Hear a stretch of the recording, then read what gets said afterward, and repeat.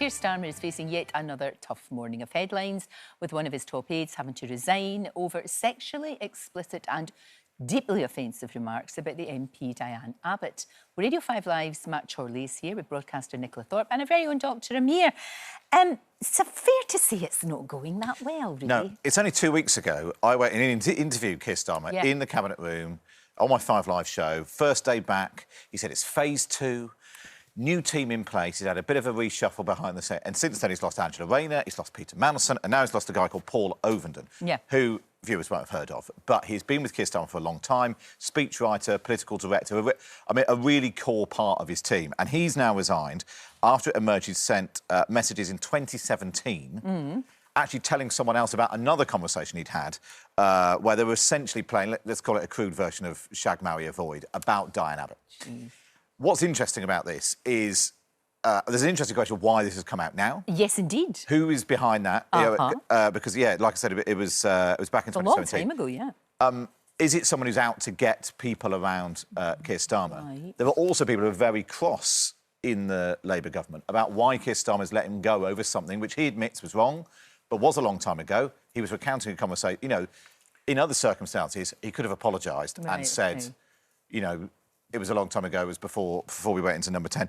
And I think it speaks to the problem that Keir Starmer's got. Everywhere he looks now, there's like one crisis after another. They're having a big debate in the Commons this afternoon about the Peter Mandelson scandal. That's not going away. No.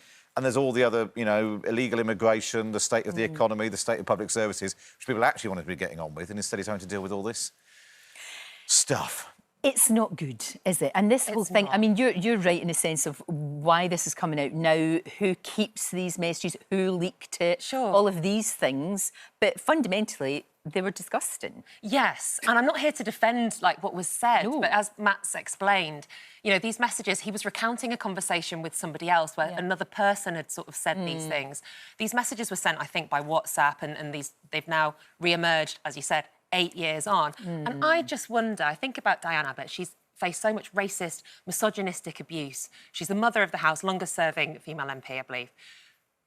Is this story in itself, is it exploiting her dignity for the sake of a political hit? Did these messages have to come out?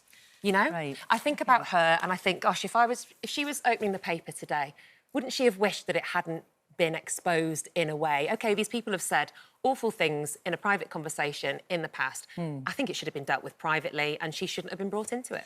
What do you think, Amir? I struggle with this because these kind of conversations have no place in public forum or certainly not anywhere near Parliament.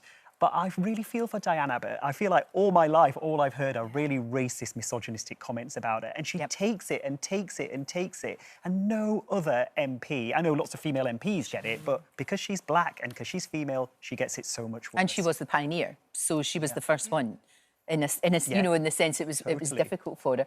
It's just, as we said, it's just yet another, in a way, a distraction. I don't want to demean it in any way, but it's from what you were saying, which is really, really important. And the problem is, and this happens all the time in politics, if things are going well, these things come and go and nobody notices. Exactly. But once something's going badly, everything, it's like the opposite of the Midas touch. Everything you touch doesn't turn to gold, it turns to something else. Something much worse. Indeed. Well, on that note, Donald Trump and Melania are landing later on.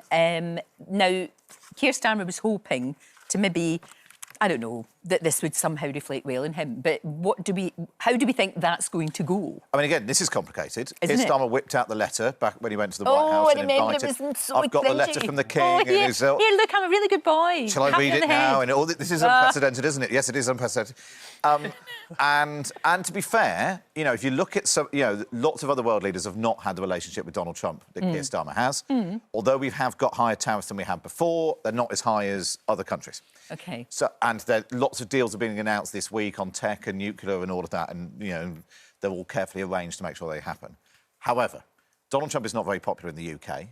Of all the things that Keir Starmer needed right now, rolling out the red carpet for Donald Trump will not go down, particularly with lots of his Labour MPs who aren't fans of Donald Trump.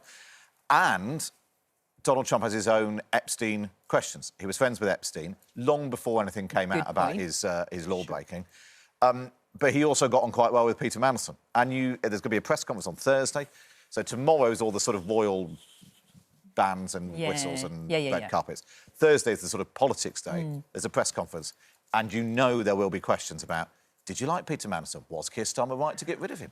And it's just... There's the real potential to be quite awkward. And we know that Donald Trump will sometimes say things in an unplanned way. Does he now? Which will be interesting to look out for. They certainly will. And I know they're sort of keeping him away from central London, Nicola. They're keeping him away from there. So it's kind of going to be out at Windsor, most of it. But there will be demonstrations. There will, 5 o'clock tomorrow. There are people who are going to be there protesting the state visit. I find it fascinating that we've used what I think is our biggest bargaining chip of this second state visit so early. Yeah.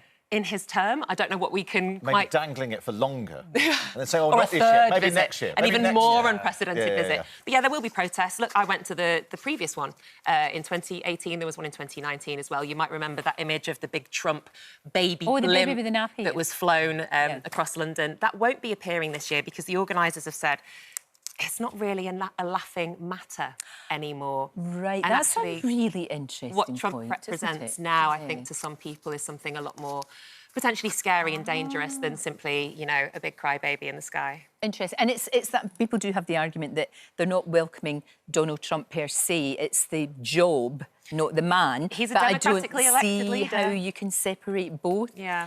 Talking about demonstrations, we saw the big demonstrations at the weekend, and Good Morning Britain had an exclusive poll, and it's been revealed this morning about people feeling safe in the UK. You know, people who are not white.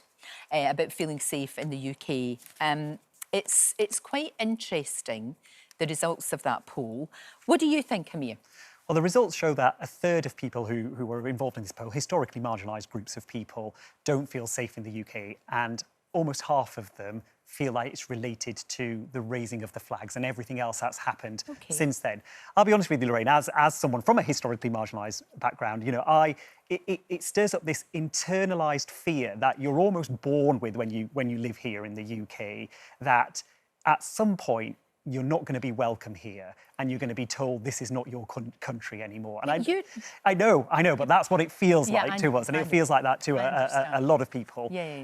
I put out a post on Instagram about the importance of community, because I think we've lost the art of conversation, getting to know people from different backgrounds, learning about them, because I think many people on this march will never have met a person who is from a historically marginalised background and maybe not had a conversation with them and realised actually they have so much more in common than they do that splits them. Yeah, that's true. We've just been talking to Michael Palin about that very thing on a global scale, because he's been all over the world.